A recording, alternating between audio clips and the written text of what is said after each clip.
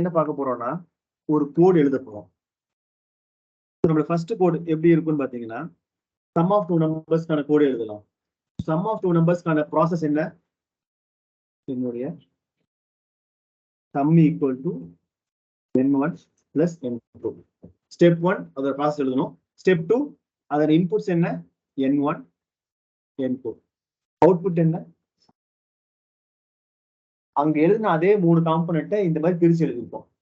So first என்னுடைய process, second என்னுடைய input, third என்னுடைய அவுட்புட். Process, inputs. இப்ப என்னோட n1 அப்படின்ற அந்த இதோட வேல்யூ என்னவா இருக்கலாம்? என்ன வேல்யூ வேணா இருக்கலாம். ஸோ என்னோட வேல்யூ இந்த இடத்துல நான் 5 கொடுக்கலாம், 15 கொடுக்கலாம், என்ன வேணா கொடுத்துக்கலாம். n2 இஸ் another number, 10 கொடுக்கிறோம். அதே மாதிரி அவுட்புட் என்ன பண்ணுவோம்? பிரிண்ட் பண்ணுவோம். இனிஷியல் டேஸ்ல என்ன சொல்றேன்? பிரிண்ட் சம் இந்த மாதிரி கொடுப்போம். போன என்ன பார்த்தோமோ அது அப்படியே வந்து இந்த ஃபார்மேட்ல மாத்திருப்போம். ஃபர்ஸ்ட் ஸ்டெப் ப்ராசஸ், செகண்ட் அதுக்கு மேல இன்புட்ஸ் என்ன, அதுக்கு என்ன வேல்யூ கொடுக்கணும், கடைசியா அவுட்புட் வந்து பிரிண்ட் பண்ணுவோம். ஸோ இப்போ இந்த விஷயங்கள் ஆல்ரெடி உங்களுக்கு தெரிஞ்சிருக்கலாம். ஸோ அகைன் இது மட்டும் கொஞ்சம் இனிஷியலா போரிங்கா போச்சு அப்படின்னா ஸ்கிப் பண்ணிக்கோங்க. டெபாசிட் பண்றதுக்கான ப்ராப்ளம் பார்த்தீங்கன்னா என்னுடைய balance equal to balance plus deposit. இதுதான் என்னுடைய ப்ராசஸ். இதுக்கான இன்புட்ஸ் என்ன? Balance deposit. ஸோ அப்ப எனக்கு பேலன்ஸ் டெபாசிட் பேலன்ஸ் என்னவா இருக்கலாம்? லெட்ஸ் சே ஒரு 10,000 ரூபாய் இருக்கலாம். நான் டெபாசிட் பண்ண போற பணம் ஒரு 5,000 இருக்கலாம். ஸோ என்ன பிரிண்ட் பண்ண போறோம்? பேலன்ஸ். ஏன்னா இதுதான் எனக்கான அவுட்புட். மூணாவது கொஸ்டின் என்ன பார்த்தோம்? ஸோ அதே கான்செப்ட் தான். என்னுடைய பேலன்ஸ் ஈக்குவல் டு கரண்ட் பேலன்ஸ்ல இருந்து நான் எவ்வளவு பணம் எடுக்க போறேனோ அதான் வித்ட்ரா, அதை மைனஸ் பண்ணிப்போம். என்னுடைய பேலன்ஸ் லெட்ஸ் சே 10,000 5,000 கூட்டும் போது 15,000 ரூபாய் இருக்கு for example. Withdraw let's say நான் ஒரு 4,000 ரூபாய் வித்ட்ரா பண்றேன். ஸோ இதுவும் என்னோட அவுட்புட்டை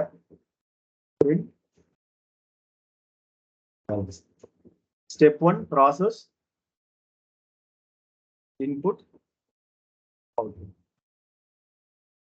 fourth problem simple interest calculate பண்றதுக்கான அந்த sum. Simple interest equal to எவ்வளவு பணம் நான் வச்சிருந்தேன், ரேட் ஆஃப் இன்ட்ரெஸ்ட் என்ன, எத்தனை வருஷம் பை 100. இதுக்கு என்ன இன்புட்ஸ்?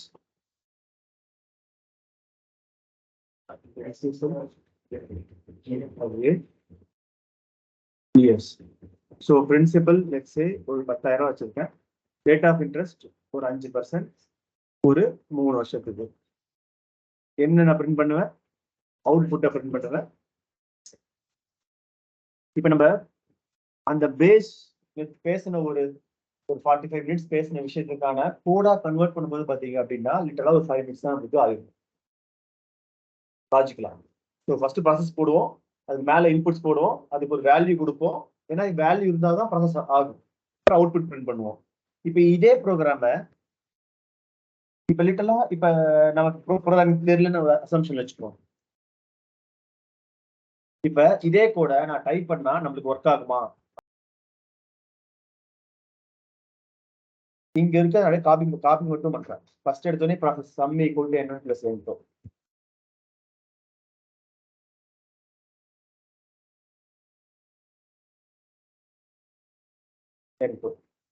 ஸ்டெப் 1 போட்டாச்சு. ஸ்டெப் 2 n1 என்ன n1 n2 இது ரெண்டுமே இன்புட். இதுக்கு வேல்யூ நம்ம கொடுப்போம். ஸோ என்ன வேல்யூ கொடுத்தோம்? 5 ஸ்டெப் 3 பிரிண்ட். நம்ம புரிஞ்சுக்கிட்ட மேத்தமேட்டிக்கலா என்ன போட்டோமோ அததான் ப்ரோக்ராமா டைப் பண்றோம். இதுதான் ஒரு ப்ரோக்ராம். இப்ப இந்த ப்ரோக்ராம் நம்மளுக்கு பைத்தான் தெரியாது, அசியூம் பண்ணிப்போம். சில பேர் தெரிஞ்சுக்கலாம், சில பேர் தெரியாம இருக்கலாம். ரன் பண்ணணும்னு வச்சுக்கோங்களேன், பைத்தான் இந்த ப்ரோக்ராம புரிஞ்சுக்க ட்ரை பண்ணுவான். ஃபர்ஸ்ட் இப்ப என்ன பண்றான், அதே மாதிரி சில ஸ்ட்ரக்சர் இருக்கணும்னு அவன் எதிர்பார்ப்பான். இப்ப ரன் பண்ணும்போது அவன் என்ன சொல்றான்னா, அவனால நம்ம எழுதின கோட புரிஞ்சுக்க முடியலன்னா அதை எரர் சொல்லுவான். இப்ப இந்த எரர் பாத்தீங்கன்னு வச்சுக்கோங்களேன், லைன் நம்பர் 6ல எரர் சொல்றான். அப்ப இந்த லைன்ல தான் எரர். ஒரு எரர் வருதுன்னா ஃபர்ஸ்ட் ஸ்டெப் அந்த எரரை படிச்சு புரிஞ்சுக்கணும். எரரை பார்த்து பயப்படக்கூடாது. ஃபர்ஸ்ட் என்ன எரர் இது படிங்க. சின்டாக்ஸ் இருக்கும். இங்கிலீஷ் கிராமருக்கு ஒரு சின்டாக்ஸ் இருக்கு, தமிழ் கிராமருக்கு ஒரு சின்டாக்ஸ் இருக்கு. அதே மாதிரி மேத்தமேட்டிக்லாவும் சில சின்டாக்ஸ் இருக்கும். அதே மாதிரி பைத்தானுக்கோ ஜாவாக்கோ ஒரு சின்டாக்ஸ் இருக்கும். அதெல்லாம் நம்ம பார்ப்போம். என்ன சொல்றான்னா, இந்த எரரை படிக்கல, missing parenthesis in call to print. பிரிண்ட்ன்ற ஒரு இதுல பேரந்திசிஸ் வந்து மிஸ் ஆகுதுன்னு சொல்றான். பேரந்திசிஸ்னா என்னன்னு பாத்தீங்கன்னா, இவன் தான் பேரந்திசிஸ். இந்த பிராக்கெட்டுக்கு பேரு தான் பேரந்திசிஸ். இந்த எரர் படிக்கும்போது என்ன புரிஞ்சுக்கணும்னா, இந்த லைன்ல பிராக்கெட்டை நம்ம மிஸ் பண்ணிருக்கோம்னு அவன் சொல்றான். ஸோ பிரிண்ட்னு கொடுத்தீங்கன்னா நீங்க என்ன பிரிண்ட் பண்ணுமோ அதை பிராக்கெட்ல கொடுங்க அப்படின்னு நம்ம புரிஞ்சுக்கணும், பார்க்கணும். ஸோ இதுல ஸ்ட்ரைட்டா கொடுத்துட்டான். சொல்றான், டிட் யூ மீன் இந்த மாதிரி பிரிண்ட் பிராக்கெட் உள்ளதுதான் நீ மீன் பண்றியான்னு கேட்கறான். ஸோ அப்ப இதை பார்த்தோன்னா நம்ம என்ன சொல்றோம், நான் என்ன பிரிண்ட் பண்ண நினைக்கிறேனோ அந்த வேல்யூவை பிராக்கெட்டுக்குள்ள கொடுக்கணும். நமக்கு பைத்தான் தெரியாது லாஜிக்கலா, பட் அவன் கொடுத்துருக்கிற அந்த எரரை வச்சு நம்ம இதை சரி பண்ணிருக்கோம். இப்ப இதை ரன் பண்ண ரன் ஆகுமா?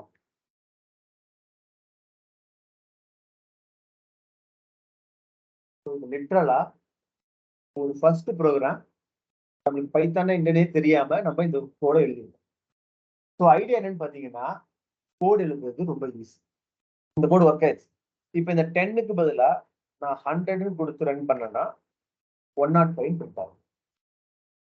ஸோ இப்ப இந்த 4 ப்ரோக்ராம், 4வது program simple interest equal to principal into rate of interest number of years. இந்த பிராக்கெட் ஏன் போடுறேன் அப்படின்ற விஷயத்த நம்ம அடுத்த இதுல பார்ப்போம். பை 100. ஸோ அகைன் இதுக்கான இன்புட் என்ன, பிரின்சிபல் 10,000 போட்டோம், ரேட் ஆஃப் இன்ட்ரெஸ்ட் ஒரு 5% போட்டோம், நம்பர் ஆஃப் இயர்ஸ் 3 years போட்டோம். ஸோ லாஜிக்கலா என்ன வரணும், ஒரு வருஷத்துக்கு 100, 300, 500 ரூபா வரும். 1300 ரூபா வரும். அப்புறம் அடுத்த ஸ்டெப் பண்ண போறோம்.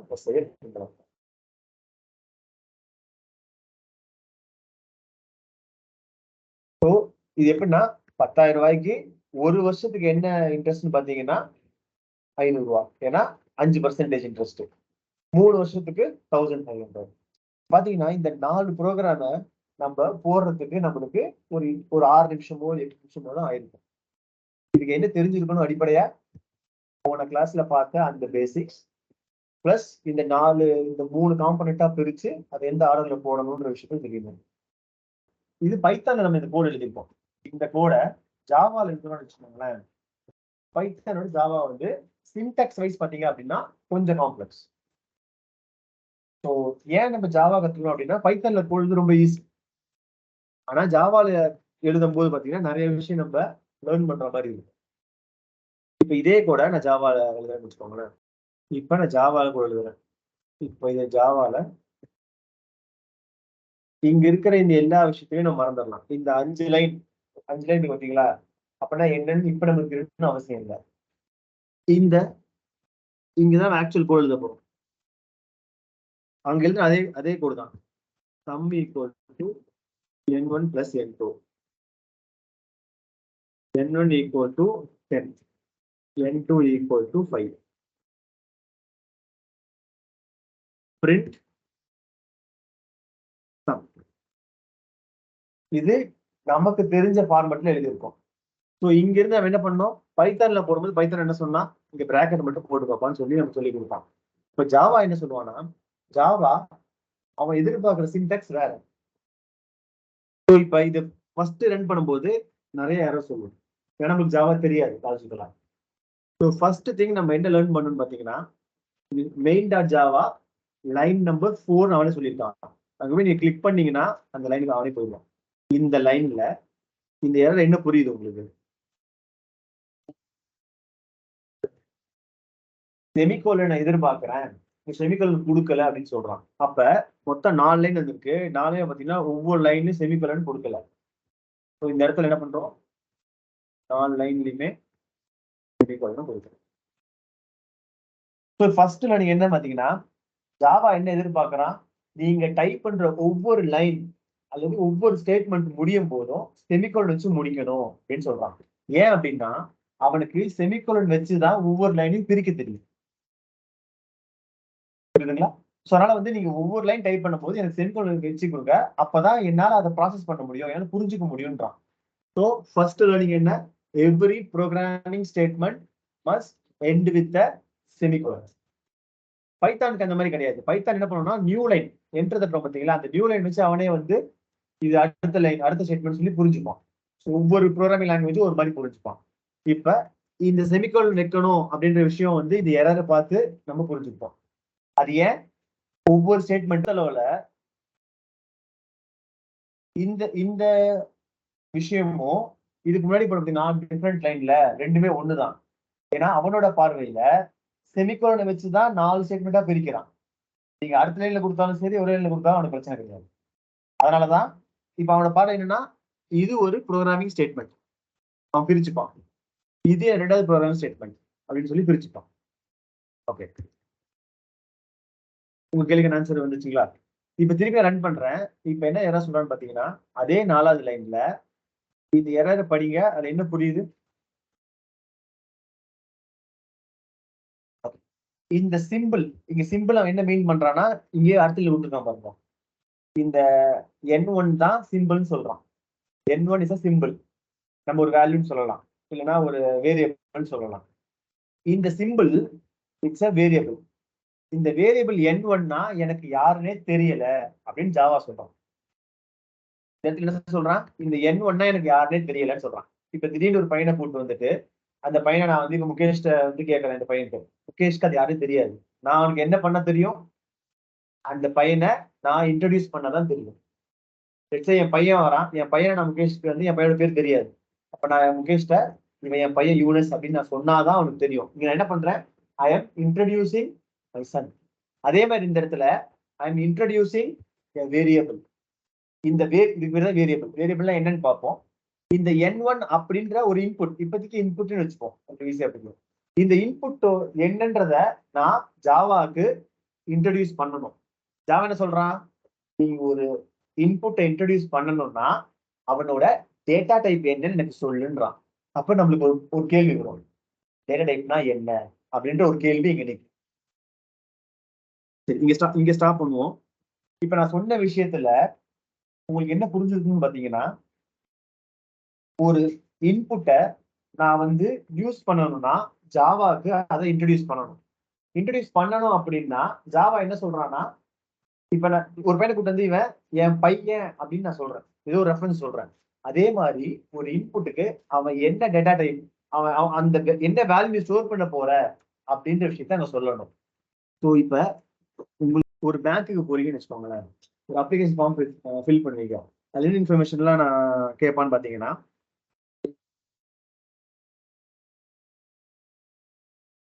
ஒரு உங்களோட ஜெண்டர் என்ன, உங்க ஏஜ் என்ன, நீங்க இந்தியனா அப்படின்ற ஒரு கொஸ்டின் இருக்கும் இல்லைங்களா? இப்ப இதுல உங்களுக்கு என்ன ப்ரிஃபர்ட் ரேட் ஆஃப் இன்ட்ரெஸ்ட் வேணும் அப்படின்னு சொல்லி கேட்கறான்னு வச்சுக்கோங்க, ஒரு அசம்ஷன். இப்ப நேம் நான் என்ன சொல்லணும்னு பாத்தீங்கன்னா, என் பேர் ரிஸ்வான் அப்படின்னு சொல்றேன். இதுக்கான ஆன்சர் என்ன சொல்லுவோம், என் பேர் ரிஸ்வான் நான் ஃபில் பண்ணுவேன். என் ஜெண்டர் என்ன பண்ணுவேன், எம்னு தான் கொடுப்பேன், மேலோ ஃபீமேலோ. ஸோ எம், ஃபீமேல்னா எஃப்னு சொல்லி கொடுப்போம். ஏஜ் 37. இந்தியனா? எஸ். எவ்வளவு ரேட் ஆஃப் இன்ட்ரெஸ்ட் வேணும்? வருஷத்துக்கு நான் வந்து ஒரு 5.5 இந்த மாதிரி வந்து ஒரு நம்பர் சூஸ் பண்றேன். இப்ப இந்த ஏஜ் பாத்தீங்களா, இது என்ன டைப்? இந்த நம்பர் 37ன்றது என்ன டைப்? ஒரு நம்பர். ஸோ இங்க நம்ம என்ன தெரியும், 37ன்றது ஒரு நம்பர். 5.5ன்றது என்னது? இது ஒரு நம்பர் சொல்லலாம். 37 ஒரு நம்பர், 5.5 ஒரு நம்பர். உங்களுக்கான கேள்வி, 37க்கும் 5.5க்கும் என்ன டிஃபரன்ஸ்? இது ஹோல் நம்பர், இது டெசிமல் நம்பர். அப்ப இந்த இடத்துல என்ன சொல்றோம், இது வந்து ஒரு ஹோல் நம்பர் அல்லது புள்ளி வைக்காத ஒரு நம்பர், ஹோல் நம்பர் அப்படின்னு சொல்லலாம். இது வந்து ஒரு டெசிமல் நம்பர் சொல்லலாம். இப்ப இந்த இடத்துல இதோட டைப் வந்து மாறுபடுது. நான் புள்ளி வைக்கலன்னா ஹோல் நம்பர்னு சொல்றேன், புள்ளி வச்சிருந்தா டெசிமல் சொல்றேன். இது நம்ம யூஸ்வலா பேசுற மேத்தமெட்டிக்கல் டேர்ம். ஜாவா என்ன சொல்றான்னா, எனக்கு புள்ளி வைக்கலன்னா இது வந்து இன்டீஜர் சொல்றான். அது எப்படி ரெப்ரசென்ட் பண்ணுவான்னு பாத்தீங்கன்னா, அதை ஷார்ட் ஃபார்ம் இன்ட்னு சொல்லி சொல்லுவோம். அதே மாதிரி இது வந்து பாத்தீங்கன்னா ஃப்ளோட்டிங் பாயிண்ட் நம்பர் சொல்லுவோம். ஃப்ளோட்டிங் பாயிண்ட் நம்பர் அதோட ஷார்ட் ஹேண்ட் பாத்தீங்கன்னா ஃப்ளோட்னு சொல்லுவோம். அப்ப இங்க என்ன சொல்றான் ஜாவா, நீ ஒரு முழு நம்பரை, ஒரு ஹோல் நம்பரை கொடுக்கறதா இருந்தா அத இன்ட்னு சொல்லணும். நீ புள்ளி வச்ச ஒரு நம்பரை நீ குறிக்கிறதா இருந்தா அத ஃப்ளோட்னு சொல்லணும். இதுதான் ஜாவா நம்ம கிட்ட சொல்றோம். இப்ப நம்ம என்ன கத்துப்போம் பாத்தீங்கன்னா, நம்ம எழுதின கோட்ல சம் ஆஃப் 2 நம்பர்ஸ், அந்த 2 நம்பர் ஒண்ணு நம்ம எந்த ரெஸ்டிங் சொல்லல, அது வந்து ஹோல் நம்பரா இல்லைன்னா வந்து ஃப்ளோட்டிங் பாயிண்ட் நம்பரான்னு சொல்லல, லாஜிக்கலாம் இல்லைங்களா? இப்ப இருக்க அசம்ஷனுக்கு அது எல்லாமே வந்து ஒரு ஹோல் நம்பர்னே வச்சுப்போம், இன்டிஜர் அப்படின்ற மாதிரி வச்சுக்கலாம். அதே மாதிரி இந்தியன், இந்த கொஸ்டினுக்கு என்னென்ன ஆன்சர்லாம் சொல்ல முடியும்? What are the possible answers? Are you Indian அப்படின்னு ஒரு கேள்வி கேட்டா எஸ்ன்னு சொல்லுவோம் அல்லது நோன்னு சொல்லுவோம். ஆர் யூ மேரிட்னு கேட்டா எஸ்ன்னு சொல்லுவோம் அல்லது நோன்னு சொல்லுவோம். இப்ப எஸ் அல்லது நோ ரெண்டே ரெண்டு பாசிபிள் வேல்யூ தான் இருக்குது. இது எஸ் நோன்னு சொல்லலாம். ஜாவா என்ன சொல்றான்னா, இதை ட்ரூ அல்லது ஃபால்ஸ்ன்னு சொல்லி ஒன்று ட்ரூன்னு கொடுக்க முடியும், இல்ல ஃபால்ஸ்ன்னு அதுக்கான வேல்யூ கொடுக்க முடியும். இதுக்கு பேர் பாத்தீங்கன்னா பூலியன் சொல்றோம். இப்ப இந்த இடத்துல இப்ப நம்ம என்ன கத்துக்கணும்னா, ஒரு வேல்யூ ஒரு வேல்யூ ஒண்ணு ட்ரூவா இருக்கும் இல்ல ஃபால்ஸா இருக்கும். அந்த மாதிரி பாசிபிள் வேல்யூவா இருந்துச்சுன்னா அத டேட்டா டைப் என்னன்னு கேட்டீங்கன்னா பூலியன் சொல்லுவோம். ஒரு நம்பரா இருந்துச்சுன்னா இன்டிஜர்னு சொல்லுவோம். அதே ஒரு இன்புட் வந்து ரேட் ஆஃப் இன்ட்ரெஸ்ட் பாத்தீங்கன்னா 5.5 இருக்கும், அப்ப அது இன்டிஜர் கிடையாது, ஃப்ளோட்னு சொல்லுவோம். அதே மாதிரி ஒரு இவன் வந்து பாத்தீங்கன்னா ஒரு சிங்கிள் கேரக்டர். இது என்னது, நம்ம என்ன சொல்லுவோம் இங்கிலீஷ்ல, இவன் வந்து ஒரு சிங்கிள் கேரக்டர், ஒரே ஒரு எழுத்து. இத ஜாவா என்ன சொல்லுவானா கேரக்டர் சொல்லுவோம். இது என்னது, கலெக்ஷன் ஆஃப் கேரக்டர்ஸ், பல கேரக்டர் சேர்ந்த ஒரு விஷயம். இதை நம்ம என்ன சொல்லலாம், ஒரு வேர்டுன்னு சொல்லுவோம் இங்கிலீஷ்ல. ஜாவால அத ஸ்ட்ரிங்னு சொல்லுவோம். இப்போதைக்கு இந்த விஷயத்தை விட்டுருவோம். இந்த 4 விஷயத்த புரிஞ்சுக்க ட்ரை பண்ணுவோம். அதாவது நீங்க கொடுக்க போற இன்புட் இன்டிஜரா, ஃப்ளோட்டா, கேரக்டரா, பூலியனா அல்லது ஸ்ட்ரிங்கா, இந்த 5 வச்சுக்கோங்க. இப்ப டிசைட் பண்ணியாச்சு. உங்களுக்கு என்ன தெரியும் பாத்தீங்கன்னா, ஒரு இன்புட் யூஸ் பண்றோம்னா அது இன்டிஜர் கொடுக்கணுமா ஃப்ளோட் கொடுக்கணுமான்றது உங்களுக்கு தெரியும். இப்ப இந்த இடத்துல நம்ம என்ன பேசணும், இது ஒரு இன்டிஜர்னு பேசணும், இன்ட்னு சொல்லி கொடுத்துருக்கோம். ஸோ ஒரு இன்புட் நம்ம இன்ட்ரோடியூஸ் பண்ணும்போது அவன் டேட்டா டைப் என்னன்றதை அங்க சொல்றோம். ஓகேங்களா? இதுதான் சின்டாக்ஸ். அதே மாதிரி இவனும் இன்டிஜர்னு சொல்லிட்டோம், இவனும் இன்டிஜர்னு சொல்லிட்டோம். இருக்குதே 3 தான் யூஸ் பண்ணிருக்கோம், 2 இன்புட் ஒரு அவுட்புட், 3க்குமே இன்ட்னு சொல்லிட்டோம். இப்ப மொத்தம் எத்தனை எரர் வந்துருச்சு? மொத்தம் 6 எரர் வந்துருச்சு. இப்ப பாத்தீங்கன்னா அந்த 6 எரர் போய் இன்னும் சில எரர் வரும். ஒரு எரர் வந்திருக்கு. என்ன சொல்லியிருக்கான்? Main dot Java line number 7 cannot find symbol print. எனக்கு பிரிண்ட் அப்படின்ற ஒரு விஷயம் யாருன்னே தெரியலன்னு சொல்றான். இப்ப நீங்க சொன்ன மாதிரி நீங்க இன்ட்டு போடணும்னு நீங்க யோசிச்சீங்க. ஆனா இன்ட்டு எதுக்கு போடுவோம்? இன்புட்டுக்கோ அல்லது அவுட்புட்டுக்கோ தான் நான் வந்து டேட்டா கொடுப்பேன். இந்த பிரிண்ட்ன்றது என்னது? இது வந்து ஆன்சர் எனக்கு பிரிண்ட் பண்ணணும்னா பைத்தான் என்ன சொல்றான்? பிரிண்ட்னு கொடுத்து பிராக்கெட்ல வேல்யூ கொடுத்து பிரிண்ட் பண்ணி தரேன்னு சொல்றான். ஜாவா என்ன சொல்றானா? system.out.println இல்ல பிரிண்ட்னே கொடுப்போம். system.out.println கொடுத்தீங்கன்னா அவன் என்ன பண்ணுவான்? இந்த பிராக்கெட்டுக்குள்ள என்ன வேல்யூ இருக்கோ அதை பிரிண்ட் பண்ணி கொடுப்பான். லாஜிக்கலா 15ன்ற வேல்யூ உங்களுக்கு பிரிண்ட் பண்ணி கொடுத்துருப்பான். இப்ப வந்து ஒரு சமரைஸ் பண்ணுவோம். ஃபர்ஸ்ட் எடுத்த உடனே போடும்போது எரர் சொன்னான். என்ன எரர் சொன்னா? எனக்கு செமிகோலனே வைக்கல, என்னால வந்து இந்த ஸ்டேட்மெண்ட் எங்க முடியுதுன்னு எனக்கு தெரியல அப்படின்னு எரர் சொன்னான். ஃபர்ஸ்ட் லேர்னிங் இங்க ஒரு செமிகோலன் வைக்கணும் அப்படின்னு ஃபர்ஸ்ட் லேர்ன் பண்ணோம். 4 லைனுக்குமே செமிகோலன் வச்சோம். அப்ப என்ன நம்ம புரிஞ்சுக்கிட்டோம்? Every programming statement must end with the semicolon. ஒவ்வொரு லைனும் ஒரு ப்ரோக்ராமிங் ஸ்டேட்மெண்ட். கரெக்டுங்களா? ரெண்டாவது அப்ப என்ன சொன்னா, எனக்கு இந்த n1 அப்படின்ற அந்த வேரியபிள் எனக்கு என்னன்னு தெரியல. cannot resolve symbol. இங்க சிம்பிள் என்ன? அந்த n1 என்னோட சிம்பிள். n1 n2 சம் மூணுமே எனக்கு தெரியலன்னு சொல்றான். நம்ம என்ன பண்றோம்? அந்த n1 n2ன்ற 2 இன்புட் சம்ன்ற ஒரு அவுட்புட், இந்த 3 வேரியபிளையும் நான் உனக்கு இன்ட்ரோடியூஸ் பண்றேன் அப்படின்னு டிசைட் பண்ணிட்டோம். இன்ட்ரோடியூஸ் பண்ணும்போது என்ன சொல்லி இன்ட்ரோடியூஸ் பண்ணுவோம்? அவன் என்ன டேட்டா டைப்ன்றதை நம்ம கண்டுபிடிச்சு அந்த டேட்டா டைப் போட்டு தான் இன்ட்ரோடியூஸ் பண்ணுவோம். ஸோ இந்த கேஸ் பொறுத்தளவுல n1 n2 சம் மூணுமே இன்டிஜர் அப்படின்றதுனால அந்த வேரியபிள் முன்னாடி இன்ட் அப்படின்னு போட்டுருவோம்.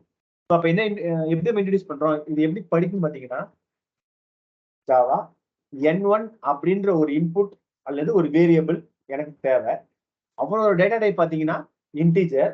அவனுக்கு ஒரு வேல்யூ அசைன் பண்ணணும். 10ன்ற வேல்யூவை அவனுக்கு அசைன் பண்ணணும்னு நம்ம சொல்லிடுவோம். இந்த ஒரு லைனை தமிழ்ல படிக்கணும்னா இந்த மாதிரி புரிஞ்சுக்கலாம்.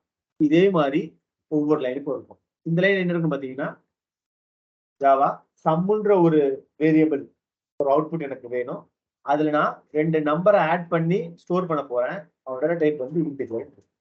அதே மாதிரி சிஸ்டம் அவுட் பிரிண்டர்ல பிரிண்ட்ல சம்முன்னு போட்டீங்கன்னா அவன் பிரிண்ட் ஆகிடும். இப்ப நம்மளுக்கு லாஜிக்கலா ஜாவா தெரியாது. சில பேர் தெரிஞ்சுக்கலாம், தெரியாது. ஆனா இங்க என்ன விஷயம் நம்ம லேர்ன் பண்ணணும் பாத்தீங்கன்னா, ஒரு செமிகோலன் வைக்கணும் ஃபர்ஸ்ட் விஷயம். ஒரு வேரியபிளை நான் இன்ட்ரோடியூஸ் பண்ணணும் அப்படின்னா அவனோட டேட்டா டைப்பை கண்டுபிடிச்சு அந்த டைப்பை நான் கொடுக்கணும். ரெண்டாவது விஷயம்.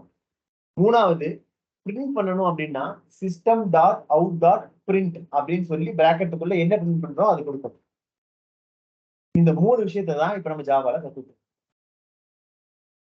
இப்ப இதே மாதிரி நம்ம நம்ம பார்த்த எல்லா கோடும் இந்த மாதிரி போடலாம். இப்ப இதே கோடுன்னு போடணும்னு வச்சுக்கோங்களேன். ஸ்டெப் அதேதான். லாஜிக்கலா பாத்தீங்கன்னா பேலன்ஸ் பிளஸ் டெபாசிட் மணி 9:14. ஸோ எவ்வளவு டைம் எடுக்குதுன்றத பாத்தீங்கன்னு வச்சுக்கோங்களேன், உங்களுக்கு அந்த இது விஷயம் புரியும். Balance equal to balance deposit process. நான் ஜாவா பத்தி இங்க எதுவும் யோசிக்கவே இல்லை. செமிகோலன் போடல, வேற இன்ட் எல்லாம் போடவே இல்லை.